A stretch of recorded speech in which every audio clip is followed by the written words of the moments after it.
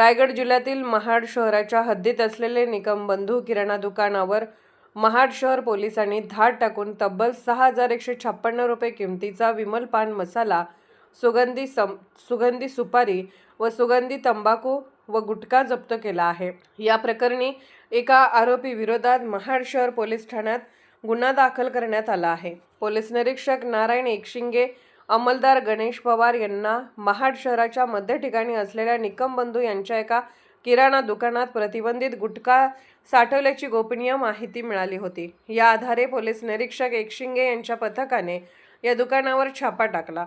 तपासणी दरम्यान दुकानात शासनाने बंदी घातलेला केशरयुक्त विमल पान मसाला आणि गुटखा विक्रीसाठी ठेवल्याचे आढळून आले।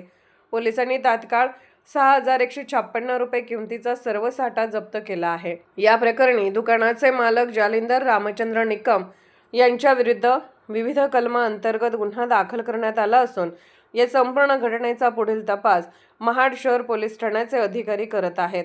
जागृत महाराष्ट्र न्यूज, रामदास चव्हाण, महाड, रायगड।